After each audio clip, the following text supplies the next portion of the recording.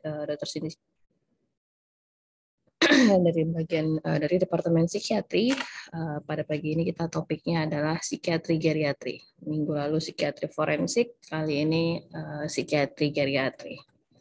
Sebagai pendahuluan, kita kenalan dulu apa kata geriatri ini. Geriatri berasal dari geron, yang artinya orang tua, dan iatros artinya pengobatan. Jadi diharapkan geriatrik ini dari bahasa geron dan iatros ini adalah pengobatan atau penyembuhan secara medik terhadap orang lanjut usia atau lansia. Untuk kedepannya kita akan penggunaan lanjut usia ini sebagai lansia ya. Nah, sedangkan psikiatri geriatrik ini adalah suatu cabang ilmu kedokteran yang mempelajari tentang prevalensi, diagnosis, dan pengobatan dari gangguan psikologik dan fisik pada pada orang lanjut usia atau lansia. Oke. Sudah paham ya, ini bahasa dari Yunani geriatrik, geronnya. Oke. Nah, definisi lansia. Kalau dari definisinya ini banyak bermacam-macam. Ada yang bilang usia 60 udah start dari lansia. Ada yang usia 65 lah baru lansia. Jadi kalau dari WHO sendiri atau World Health Organization menyebutkan bahwa lansia itu adalah kelompok penduduk yang berumur 60 tahun atau lebih.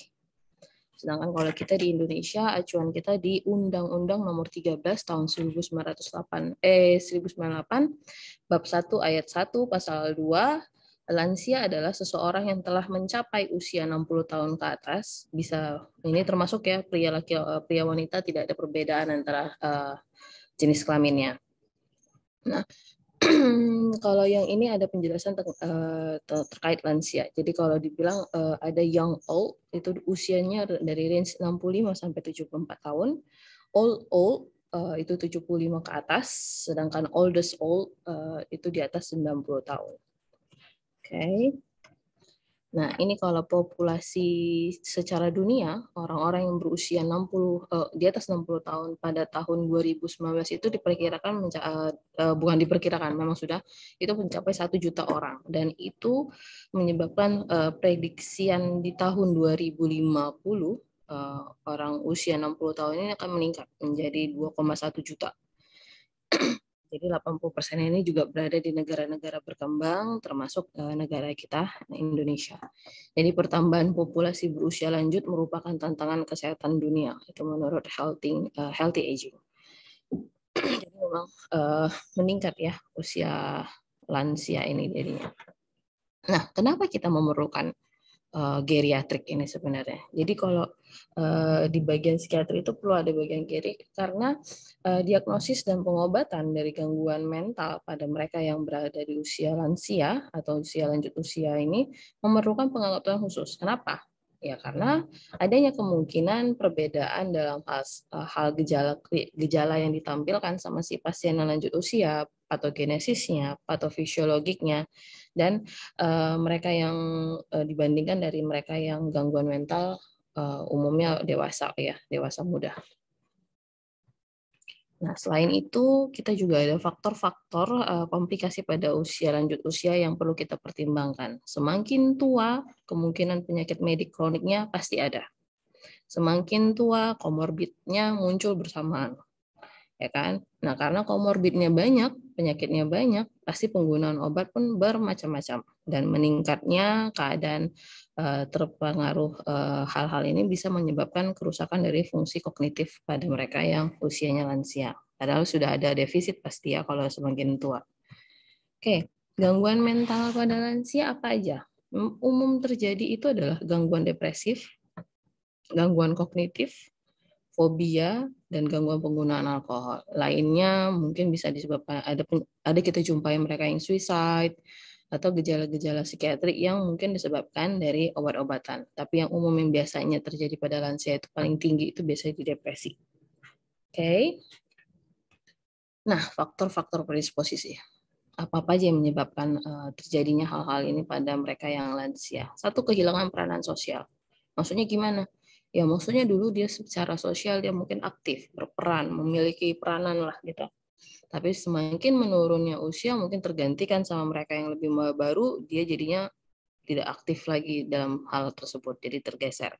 Nah, kalau sudah tergeser, hilanglah mungkin dia dulu bos lah segala macam, sekarang dia nggak punya kekuasaan tersebut. Nah, bisa jadi karena juga semakin tua dia, usia-usia orang yang di sekitarnya pun ya mungkin ya ada yang sudah meninggal atau kehilangan, ada berpisah atau jarak jauh, itu menyebabkan hal ini terjadi. Nah, semakin tua kita, metabolisme semuanya melambat, dan hal-hal lainnya menyebabkan adanya faktor kesehatan juga menurun.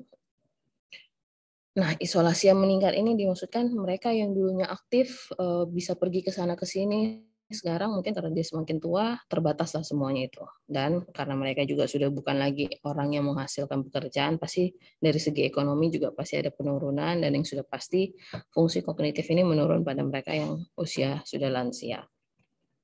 Nah, salah satu gejala dari psikiatri adalah demensia. Ini juga ada diagnosis untuk mereka yang lansia. Definisinya adalah suatu keadaan yang menunjukkan pada suatu sindroma klinik yang dimanifestasikan dengan adanya kerusakan pada memori, orientasi, kognisi, dan perubahan perilaku. Kalau dari epidemiologinya di luar negeri, di Amerika Serikat, itu 5%-nya sebanyak 65 tahun itu mengalami demensia yang berat, 65 tahun mengalami demensia ringan, dan sekitar 20%-nya itu usia di atas 85 tahun mengalami demensia berat. Ya, jadi memang ada ininya. Faktor resiko ya faktor usia satu, adanya riwayat keluarga, dan juga biasanya perempuan. Lebih kecenderungan ke demensia. Nah, faktor resikonya bagaimana? Kalau demensia yang tipe Alzheimer, ini lebih banyak pada mereka yang perempuan. Ada juga yang memiliki riwayat penyakit Alzheimer dan kerusakan otak atau gambaran dari Down syndrome. Sedangkan kalau yang tipe vaskular, ini lebih banyak terjadi pada yang laki-laki, di mana usianya 60-70 tahun, ya sudah pasti ada riwayat hipertensi di dalamnya.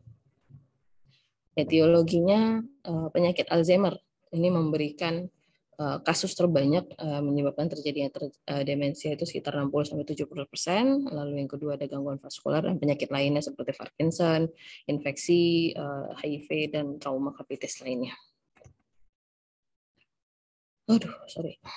Nah, demensia ini gambarannya penurunan dalam fungsi intelektual. Biasanya yang hal-hal sederhana keseharian kayak mandi, berpakaian, dia jadi tidak bisa dibilang tidak mampu dan tidak bisa mengingat, bahkan cara kita mengancing baju saja dia mungkin sudah mengalami susah, kesulitan bagaimana caranya gitu. Didapatin adanya defisit itu pasti ya kalau mereka yang demensia. Nah, defisitnya dalam hal daya ingat, daya nilai, pikiran abstrak, fungsi luhur seperti afasia dan apraksia. Jadi kayak kemampuan dia mengenal benda, kemampuan dia mengerjakan sesuatu itu ada defisit. Yang pasti juga ada perubahan kepribadian, ya lah pasti ya karena semuanya berubah, jadi mungkin gampang marah lah bagaimana gitu. Dan mereka orang-orang yang mengalami demensia ini rentan terhadap stresor fisik dan juga psikososial.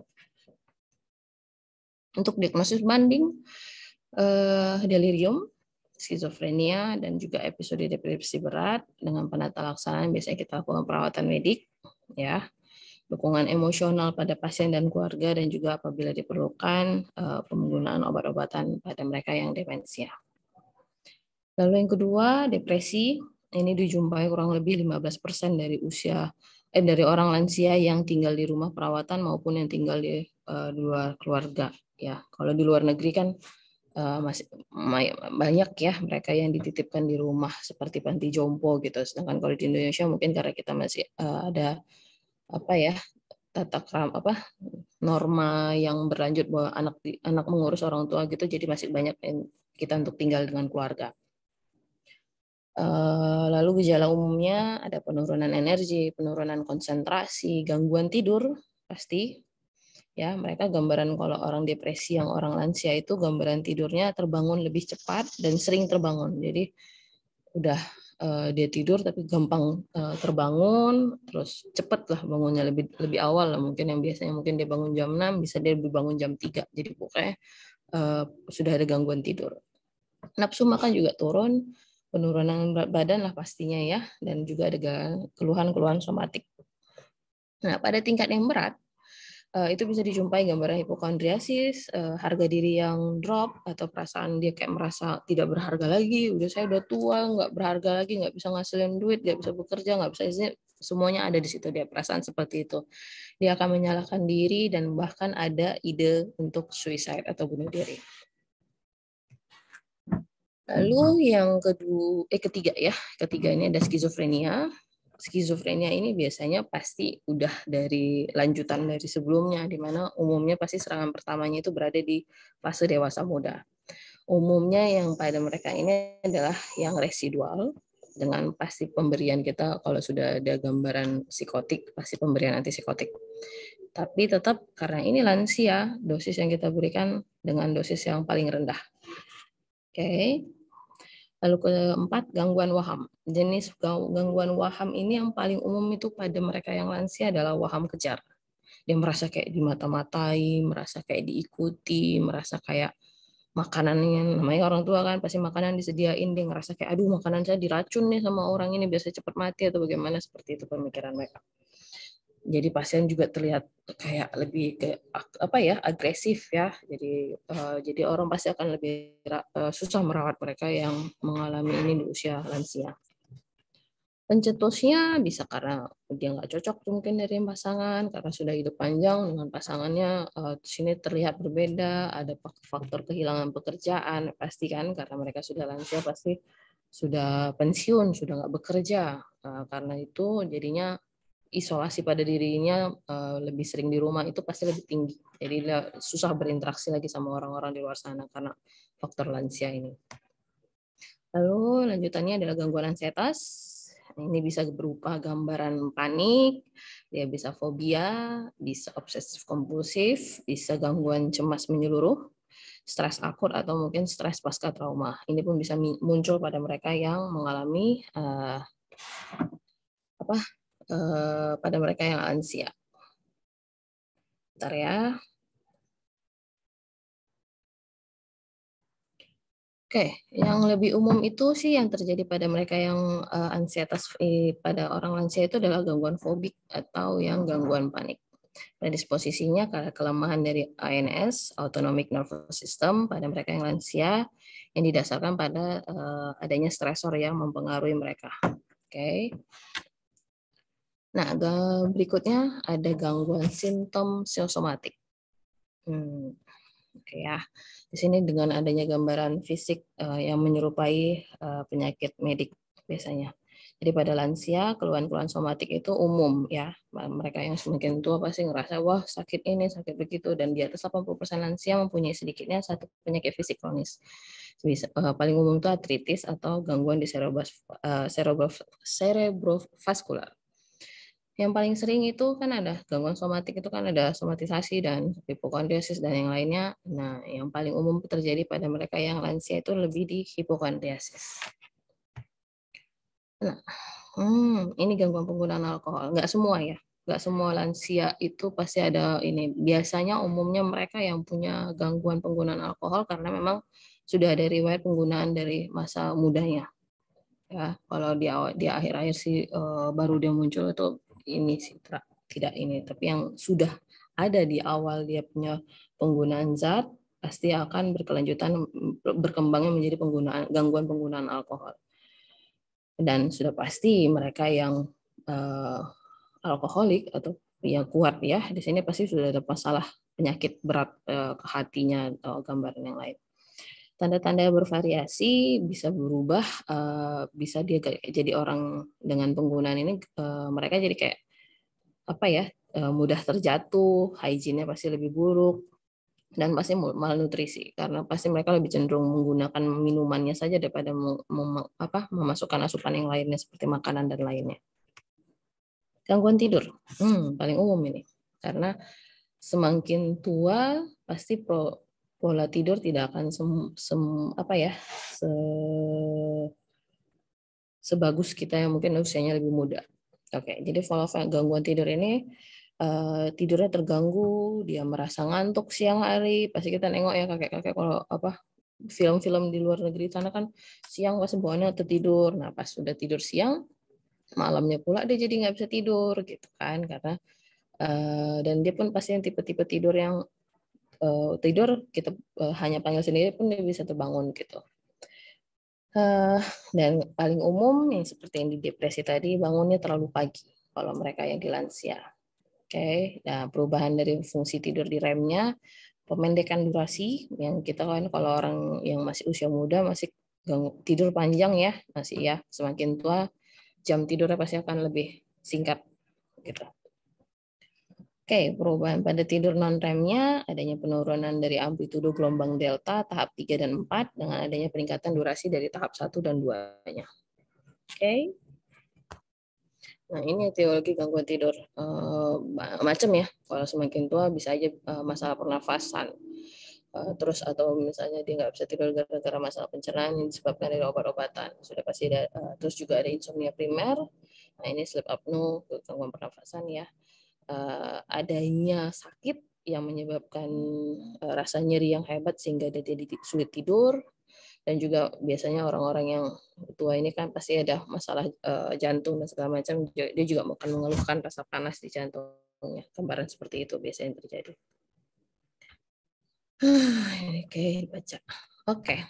Nah, karena segitu banyaknya gangguan mental yang terjadi pada lansia, kita juga pasti akan memerlukan pemberian obat-obatan psikofarmakologi pada mereka yang lansia. Tapi ingat, prinsip utama kita memberikan pengobatan pada mereka yang lansia atau yang lanjut usia ini adalah untuk memperbaiki kualitas hidup.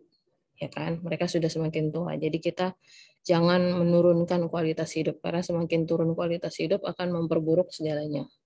Oke, dan kita mengharapkan dengan pemberian obat ini kita tetap bisa membuat mereka tetap bisa berinteraksi dengan masyarakat, dalam artian bukan jadi hanya ya tetap bisa bekerja, maksudnya aktif di lingkungan masyarakat gitu. Jadi bukan hanya dia terkurung di rumah karena rasa nyeri atau rasa sakitnya, dan juga berharap dengan pemberian obat ini dia bisa aktif tadi, sehingga kalau di luar negeri yang mereka diletakkan di panti jompo yang hanya cuma bisa duduk saja, itu kita hindari. Mereka harus tetap lebih aktif gitu. Karena ada di negara sekitar tetangga kita di mana orang lansianya aja itu masih dipekerjakan gitu, masih diberi kesempatan untuk mereka bekerja. Itu yang sebenarnya kita harapkan seperti itu. Jadi mereka tetap produktif, tapi ya tidak seproduktif usia muda gitu. Nggak mungkin kita suruh dia ngangkat-ngangkat buni berat-berat, tapi dia tetap tahu bagaimana melayani orang, seperti itu gitu ya.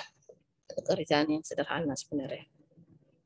Nah, ada yang namanya adverse shock reaction atau ADR. Ini yang paling umum pada mereka yang mengalami, maksudnya orang lansia yang mendapat obat-obatan gitu, pasti paling umum akan ada adverse shock reaction. Yang paling umum itu terjadi dizziness. Dia mungkin merasa kayak pusing dan segala macam yang ujung-ujungnya menyebabkan orang lansia ini gampang terjatuh. Oke. Lalu ada orthostatic hypotension, delirium bisa, banyak obat terakhir jadinya masalah ke ginjalnya jadi gagal ginjal ataupun adanya perdarahan di saluran gastrointestinalnya. Nah, simptom-simptom terjadi itu karena faktor perubahan ya, faktor proses penuaan. Semakin tua pasti metabolisme dan mekanisme absorpsi obat segala macam pasti berubah, tidak seperti kita yang mungkin masih usia lebih muda. Nah, karena penyakitnya sudah banyak, pasti pemakaian obat-obat pun pasti dosisnya banyak dan mungkin bisa juga besar gitu jumlahnya. Nah, pasien tidak mengikuti instruksi dalam penggunaan obat. Ya, karena dia sebenarnya bukan tidak mengikuti instruksi gitu, karena mungkin dia faktor usia, sudah tua, sudah lupa dia. Oh, tadi pagi saya udah makan. Mungkin dia udah makan. Terus yang tadi kayaknya tadi pagi belum makan gitu. Jadi berdouble-double instruksi penggunaan obatnya jadi melenceng gitu ya.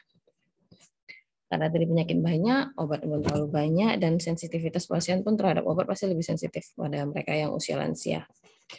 Dan karena obat banyak, sudah pasti ada interaksi obat dari obat-obat yang didapatkan oleh pasien. Tetapun namanya ya, mereka kan tetap kita kasihkan dengan obat-obatan ya. Nah, pada mereka yang lansia, kita juga harus mempertimbangkan pemberian obat itu satu dosis. Jangan kita berpikir orang lansia ini sama pemberian dosisnya. Kita tetap harus hati-hati tetap pemberian dosisnya. pada mereka yang usia lansia ini, prinsip kita di bagian psikiatri adalah start low, go slow. Mulailah dengan rendah dan tetapkan naik, kalaupun naik secara bertahap dengan sangat-sangat lambat. Oke, jadi jangan langsung tiba-tiba drop naik. Wah, Bapak ini sanggup kok, tahan kok dia gitu. Kita tekan langsung naik, itu juga nggak bisa ya.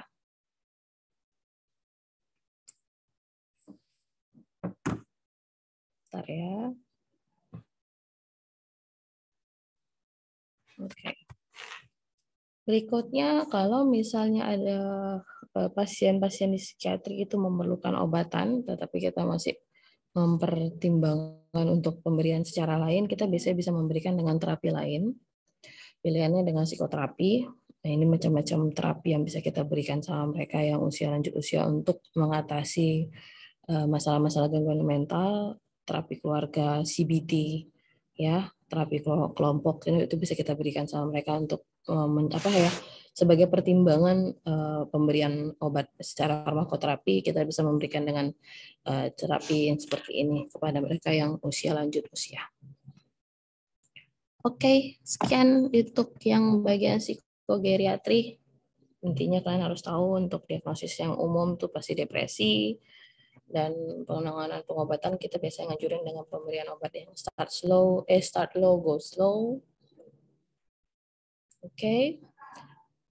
Dan ya biasanya dosisnya pun yang umumnya mungkin pada orang dewasa sekian, kita pada orang lansia kita pertimbangkan untuk memberikan dosis setengahnya sebelum untuk dosis awalnya gitu, jangan langsung yang full utamanya. Oke, kurang lebih itu saja. Mungkin saya perlu absen kita ya. Tunggu ya, sebentar ya.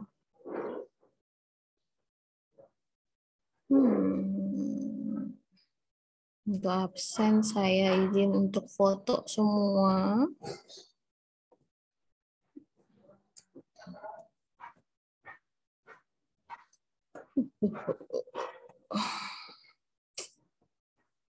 Sebentar. Rapor banget, Bu. Bentar ya.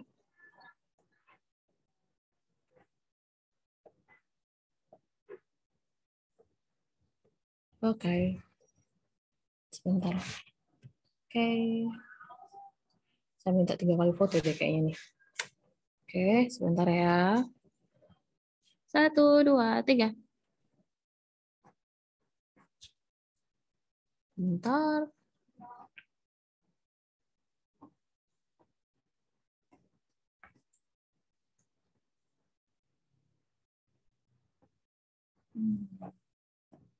Oke, 1, 2, 3.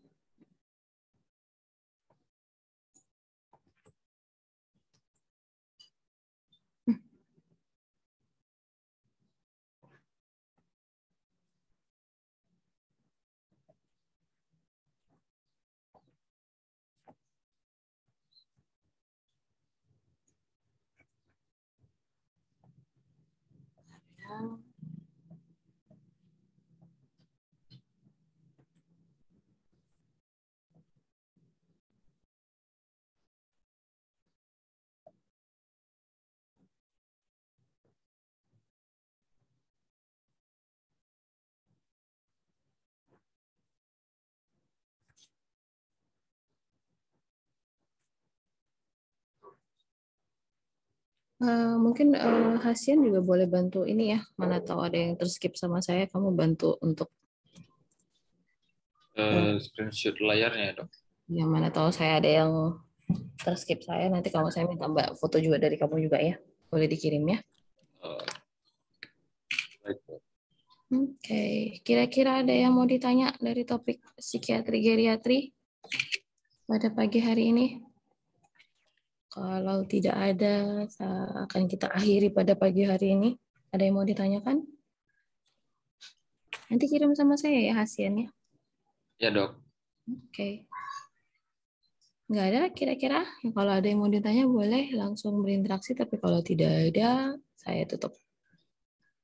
Oke. Nggak ada ya? Ya, tidak ada, Dok. Oke, kalau gitu saya tutup akhir hari ini, pagi pada hari ini. Nanti bahan saya kirim melalui Hasian. Apabila ada penyampaian saya